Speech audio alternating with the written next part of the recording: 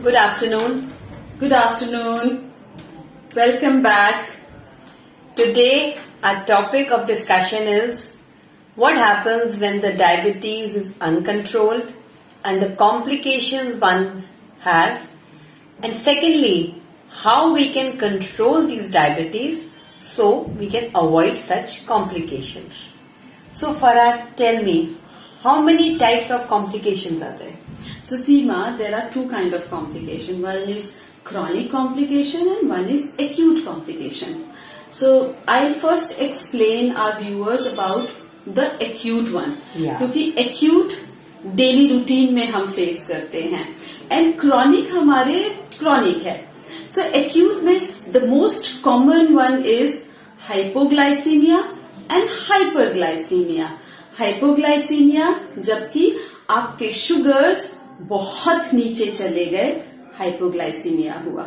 उसको ट्रीट करना बहुत जरूरी है क्योंकि जितना शुगर नीचे जाएगा उतना बॉडी में कंफ्यूजन, आपको कोल्ड फ्लैशेस आएंगे, आपकी ब्लर विजन होगी, आप ठीक से बोल नहीं पाएंगे. So treat it well. और उसका ट्रीटमेंट क्या है? Treat it with simple carbohydrates. वैसे हम हमेशा बोलते हैं कॉम्प्लेक्स कार्ब्स, पर हाइपोग्लाइसीमिया को ट्रीट करने के लिए सिंपल कार्ब्स लेने. And simple carbs are like plain glucose, या डॉक्टर्स, आपके डायबिटीज एजुकेटर्स आपको बोलते हैं कि कीप ऑरेंज वाली टॉफी अपनी पॉकेट में, क्योंकि जितना क्विक वो आपके शुगर लेवल्स इंक्रीज करने में हेल्प करेगा उतना शायद डेयरी मिल्क चॉकलेट नहीं करेगी, क्योंकि वो मिल्क बेस्ड है, उसको ग्लूकोज में चेंज होने में टाइम लगेगा. तो जो हाइपोग्लाइसीमिया है जिसमें आपके शुगर्स नीचे जा रहे हैं, आप पहला सबसे ज्यादा एक्यूट जो फीचर है, जो सिम्टम है, वो हाइपोग्लाइसीमिया है.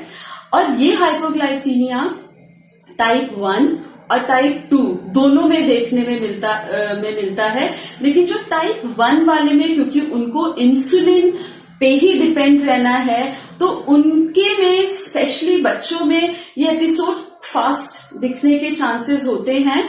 बट या whatever it is, the type 1 और type 2, you have to manage it. Now second complication, acute complication is hyperglycaemia. Now hyperglycaemia is पर इंक्रीज, यानी कि आपके ग्लूकोज लेवल्स टू हाई हैं. अभी जो टू हाई हैं, इनको कैसे मैनेज किया जाए? टू हाई का मतलब है you need to check what you are eating. आप क्या खा रहे हैं, आपकी क्या एक्टिविटी लेवल्स है, क्या रीजंस हैं जिसकी वजह से आपकी शुगर्स बहुत ज्यादा हाई हो गई हैं. जितना डेंजरस टू लो है उतना डेंजरस टू हाई भी है. इसके साथ साथ आता है दो बड़े ही कॉमन सी चीजें जिसे हम बोलते हैं डायबिटिक कीटो एसिडोसिस. ये जो डायबिटिक कीटो एसिडोसिस है, ये मोस्ट कॉमन इन टाइप 1. कभी कभी टाइप 2 में भी हो जाता है, लेकिन मोस्ट कॉमन टाइप 1 में देखा जाता है. And this is life threatening, क्योंकि इसमें होता क्या है कि आपकी बॉडी में जो आपका ग्लूकोज है वो टू मच है, क्योंकि आपका इंसुलिन नहीं है इतना. तो आपकी जो लिवर है वो एनर्जी के लिए आपके फैट्स तोड़ना शुरू करता है, ना कि ग्लूकोज या शुगर. अब जब वो फैट्स तोड़ रहा है तो वो फैट्स इतने ज्यादा तोड़ देता है कि बॉडी में केमिकल आ जाता है जिसे हम बोलते हैं कीटोन. ये जो कीटोन केमिकल आ जाता है आपकी बॉडी को, और ये बहुत ही जल्दी है आपको सिम्टम्स DKA के दिखेंगे, जिसमें कि आपको आपके पेशेंट के पास से जो उसकी ब्रेथ सांस होगी उसमें से फ्रूटी स्मेल आएगी, और आपके पेशेंट सडनली कोलैप्स हो सकते हैं. तो ये एक बहुत ही कॉमन टाइप 1 में कॉमन सिम्टम है. और एक आता है सिम्टम हाइपर ऑस्मोलर हाइपोग्लाइसीमिया, यानी कि हमारे जो इंसुलिन है वो बॉडी में इतना ज्यादा बढ़ गया है जिसकी वजह से आपकी बॉडी इस इंसुलिन नाम के हार्मोन से रेजिस्टेंट हो गई है. अब जब ये रेजिस्टेंट हो गई है तो आपकी बॉडी में डिहाइड्रेशन, कंफ्यूजन और कोलैप्स, ये चीजें हो सकती हैं. तो ये जो 4 सिम्टम्स हैं, hypoglycaemia, hyperglycaemia, DKA and HHNS, ये 4 चीजें बहुत कॉमन चीजें हैं जो कि अगर हम अपने डायबिटीज को मैनेज ना करें तो डायबिटीज के लोग इन 4 सिम्टम्स को देख सकते हैं। और इसको मैनेज करने के लिए जरूरी है कि हम अपने डायबिटीज मैनेजमेंट को अच्छे से सीखें। बच्चों के लिए उनके पेरेंट्स इस चीज को सीखें और बड़े अपने आप सीखें, क्योंकि अगर आपको ऐसे सिम्टम्स बहुत फ्रीक्वेंट हैं तो उन लोगों के लिए ड्राइविंग करना, एक्सरसाइज करना एक चैलेंज है। हाँ, बिकॉज पेशेंट्स जो हमारे पास भी आते हैं Farhat, there are lot many जो हाइपोग्लाइसीमिया एंड हाइपरग्लाइसीमिया के एपिसोड्स से गो थ्रू कर चुके हैं। बिल्कुल बिल्कुल, this is very very common, specially hypo and hypoglycaemia. Correct. तो सीमा, मैं तो उसके लिए ये कहूंगी कि हमें उस सिचुएशन तक पहुंचना ही क्यों है, हमें उस सिचुएशन तक जाना ही नहीं है। हमें अपना, अगेन हम घूम फिरकर एक ही चीज पे आ जाते हैं, we have to correct our diet. We have to take a diet which is balanced, which has all the major macro and micronutrients which can delay these symptoms, और हम इन symptoms को बिल्कुल मैनेज कर सकते हैं, इनको आने ही ना दें। अब ये तो हमने acute symptoms की बात कर ली है। Now what are the chronic symptoms, Seema? Yeah, firstly the word chronic means over the time जो धीरे धीरे डेवलप हो रहे हैं, तो वो जो सिम्टम्स होते हैं बाद में इश्यूज होते हैं, these are basically chronic issues.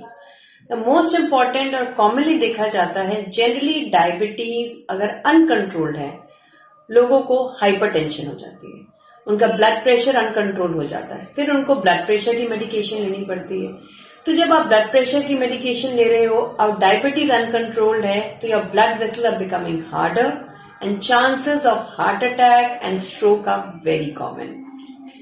Another important thing is kidneys, because over the time आपको डायबिटीज है बट आप सोचते हो मैं मेडिसिन ले रहा हूँ, डाइट कुछ भी खाऊं, you like to have meat also, you like to have fruits also, biscuits, breads. So क्या होता है, over the time the kidney starts getting damaged. Kidney का important रोल क्या है, to basically remove waste and extra fluid from the body. और since kidney damage हो गई है तो आपके बॉडी में फ्लूइड जमा हो जाएगा, आपको वाटर रिटेंशन हो जाएगी पैरों में, किडनी से वेस्ट नहीं निकलता है। समटाइम व्हाट हैपेंस इज कि जब आपकी डायबिटीज अनकंट्रोल्ड है, आपकी नर्व्स जो है वो अफेक्ट हो जाती है। समटाइम हम सुनते हैं डायबिटिक कहते हैं मैं ठीक से देख नहीं पा रहा हूँ या मेरे को सुनने में प्रॉब्लम आ रही है। सो उसमें क्या होता है कि आपकी नर्व्स जो है वो अफेक्ट हो गई है, तो नर्व्स ब्रेन को सिग्नल नहीं दे पा रही हैं और आपका डिसओरिएंटेशन हो जाता है, आप ठीक से देख नहीं पा रहे हैं, सुन नहीं पा रहे हैं, इवन स्मेल में फर्क आता है, सेंसेशन का फर्क आता है।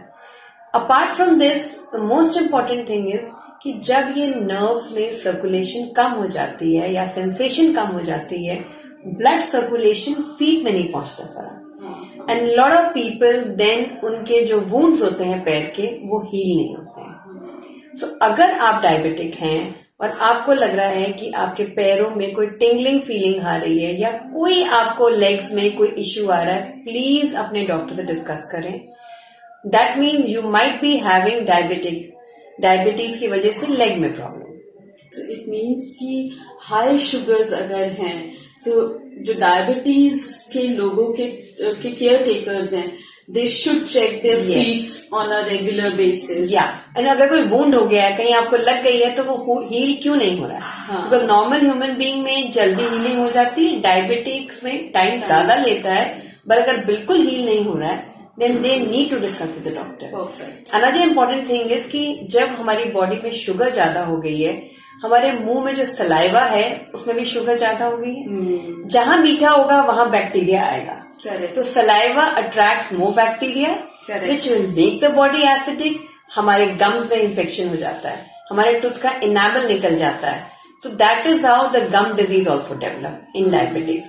सो kidney get affected, your blood pressure is out of control, your heart will get affected, your nerves are getting affected, your legs are getting affected, even apart from that your gums are also getting affected. Correct. So one of your chances of not managing your diabetes is leading to further complications, which as Farah said can be acute as well as chronic. Yes. Correct. So it means whether it is acute or chronic. Acute है तो quick solutions हमारे पास होने जरूरी है. Yeah. और अगर chronic है तो एवरी विजिट पे जब आप अपने डॉक्टर और डायबिटीज एजुकेटर्स से मिल रहे हैं वो आपको गाइड कर ही रहे हैं कि how you can manage and how what you can do. लेकिन अब सीमा एक वो क्या हम कैसे ये सब चीजों को मैनेज कैसे कर सकते हैं? Yeah. So the most important thing is कि अब ठीक है, I'm diabetic, no problem. But everything is manageable now. With advance in technology, the things have really changed. So we need to manage our diabetes so we don't reach to these issues of acute or chronic complications. So Farah, tell me, if a diabetic, how often he should monitor his sugars, when he should monitor his sugars? Okay. So सीमा, अब एक हुआ एकदम newly diagnose diabetic और एक हुआ जो कि बहुत टाइम से जिनको डायबिटीज है. Yeah. जिनको टाइम से डायबिटीज होती है उनको अच्छे से आइडिया होता है कि what they need to do, how they need to manage. लेकिन जो न्यूली डायग्नोज्ड हैं उनके लिए बहुत जरूरी होता है पहली चीज SMBG, self monitoring blood glucose. अब ये SMBG वो कैसे कर सकते हैं? तो जो न्यूली डायग्नोज्ड हैं आपको अपने पास एक ग्लूकोमीटर रखना है. You need to check your fasting sugar, you need to check your after meal 2 hours of after meal sugars. और जो आप अपने 2 आवर्स कैलकुलेट करेंगे अपनी मील से वो अपनी लास्ट बाइट से 2 घंटे कैलकुलेट करिए. फॉर एग्जाम्पल आपने अपनी शुगर टेस्ट करी, फास्टिंग शुगर 8 बजे, जब तक आपने कुछ नहीं खाया था, आपका डिनर रात को 8 बजे हुआ था. फराह, एक जब हम कहते हैं हमने कुछ नहीं खाया था तो क्या वो मॉर्निंग टी के बाद खाना चाहता है कि before you take your morning tea also? So it is before your morning tea. So you just need, you can have water but nothing else, because अगर आप मॉर्निंग टी भी ले रहे हैं तो उसके लिए भी तो बॉडी ग्लूकोज और इंसुलिन रिलीज करेगी, तो Yeah. फास्टिंग स्टेट नहीं कहलाएगी. जब हम फास्टिंग बोलते हैं तो शुड बी कंप्लीट फास्टिंग की 8 बजे आपने अपना डिनर लिया है और सुबह 8 बजे आप उठे, सबसे पहले हमने उठते ही अपनी ब्लड शुगर चेक करी जो कि फास्टिंग होगी. फिर हमने अपना ब्रेकफास्ट किया 9 बजे, 9:30 बजे अगर हम अपना ब्रेकफास्ट खत्म करें, 10:30, 11:30 बजे आप अपनी PP जिसे हम बोलते हैं आफ्टर पोस्ट पैरेंडियल शुगर, वो टेस्ट करिए. तो ये जो एक सेट है fasting and 2 hours after meal, ये एक सेट हुआ. तो जो न्यूली डायग्नोज है आप अपनी शुगर्स इस सेट में टेस्ट करिए कि आपकी शुगर्स में क्या डिफरेंस है. आफ्टर मील्स शुगर कितनी बढ़ रही है या कितनी कम हो रही है, फास्टिंग शुगर में जो मेडिकेशन चल रहा है या लाइफस्टाइल मॉडिफिकेशंस करे हैं वो कितना इम्पैक्ट डाल रहे हैं. तो ये हुआ हमारा SMBG एक सेट. ये हुआ. कभी कभी आप प्री एंड पोस्ट लंच कर सकते हैं, प्री एंड पोस्ट डिनर कर सकते हैं. तो आप अपनी इस तरह से वीकली शुगर मैनेज कर सकते हैं. बस एक सिर्फ आपको अपना लॉग मेंटेन करना है, वो आपके डॉक्टर, आपके एजुकेटर के लिए भी इजी होता है आपके शुगर्स की फ्लक्चुएशंस देखना. उसके बाद हम बात करते हैं जिनको की डायबिटीज ऑलरेडी है. अब जिनको डायबिटीज ऑलरेडी है वो भी अपना SMBG कर सकते हैं. उनको इतना फ्रीक्वेंट करने की जरूरत नहीं है कि वो हर रोज कर रहे हैं. लेकिन हाँ, अगर आप इंसुलिन पे हैं या आपका डॉक्टर इंसुलिन चेंज करता है या मेडिसिन चेंज करता है, then please check your fasting and PP sugar. That means diabetic, newly diagnosed, or person who's been diabetic from a long time. In both the cases, fasting and post meal is equally important. बस frequency का difference है. Newly diagnose को थोड़ा जल्दी अपने sugars test करने होंगे and non diabetics को इतनी जल्दी करने की जरूरत नहीं है, क्योंकि नॉन डायबिटिक्स फिर अपना चेक हर 3 मंथ में अपनी फास्टिंग शुगर, HbA1c, अपने lipid profile, LFT, KFT check करते ही करते हैं. So this is one thing. Second is आपको डायबिटीज नहीं है लेकिन आपकी फैमिली हिस्ट्री डायबिटीज की है, या मैं ये बोलूं कि आप प्री डायबिटिक की रेंज में हैं, उसको भी हम इग्नोर नहीं कर सकते हैं. That means you are slowly approaching towards diabetes. Correct. So because slowly you are approaching towards diabetes, and doctor ने भी आपको बोला है कि okay, we'll do the lifestyle modification, you can change the diet, you can change your exercise pattern, etc. उसके लिए बहुत ज्यादा जरूरी ये हो जाता है कि हम अपने शुगर्स हर 6 महीने में अपने ब्लड शुगर टेस्ट कराते रहें, और उन 6 महीनों में मान लीजिए 1 साल में कहीं पे आपके ब्लड शुगर फास्टिंग ज्यादा आई है, then go for the confirmatory test which is HbA1c, और अगर आपका HbA1c is more than 6.7%, please speak with your doctor then. Yeah this is a very important thing. And जो लोग डायबिटिक हैं वो कैसे ये कॉम्प्लिकेशन अवॉइड कर सकते हैं? As Farah suggested you need to monitor. And when she was telling about HbA1c, diabetic का HbA1c अगर 7% है, that's wonderful. But if you can bring down to 6.7, that will be really good. Then you are very much in a safe zone. Correct. So that means you are managing your diabetes with medication wonderfully. Correct. The second important thing is for smokers. They need to reduce or in fact stop smoking. Correct. Because the people who smoke, they getting these complications which we have discussed earlier, chances are more compared to a normal diabetic. And उसके अलावा इस last episode में discuss किया diet plays a very important role. और जैसे कि मैंने और लास्ट टाइम तरनजीत मैम साथ में थे, तो जैसे हम लोगों ने डिस्कस किया था कि प्रोटीन्स, कार्ब्स, फैट्स, वेजिटेबल्स उतने ही इम्पोर्टेंट हैं. हमारी हर मील का पार्ट होना प्रोटीन का भी उतना ही इम्पोर्टेंट है, क्योंकि बड़ी बारी जैसे सीमा ने अभी बोला कि किडनी, जहां पे किडनी की बात आती है तो लोग ये सोचना शुरू हो जाते हैं कि ओ प्रोटीन्स अब हमें बिल्कुल नहीं खाने हैं क्योंकि हमारी किडनी खराब हो जाएंगी, या मेरा HbA1c is 9%, oh my god it is coming on my kidney so I will not have protein. It's not like that. हमको अपने प्रोटीन्स का, सब चीजों का बहुत ध्यान रखना है. एंड क्या प्रोटीन्स खाने, किस क्वांटिटी में खाने हैं, you have to speak with either us metabolic balance consultants or your diabetes educators. Yeah, and along with this, physical activity. We all lead a very sedentary lifestyle, so especially diabetics should walk post meals. When you had your lunch, maybe instead of going in straight away lying down, just 10 minutes, a normal relaxed walk, not a brisk walk, will really help. Post dinner, the walk really helps. Even women who are pregnant and being diabetic now during their pregnancy stage should do little bit of walking post meals, which is post lunch and dinner. So physical activity in any stage, whether you are a child or you are pregnant or you are old, diabetic, non-diabetic, is equally important. Yes. So here are few complications as we discussed and the management so that you can avoid such complications. Yes, and it's better in complications को हम आने ही ना दें, हम उसको पहले ही prevent करें. So prevention is very important and prevention we can easily do अगर हम अपनी डायबिटीज को अच्छे से मैनेज करते हैं.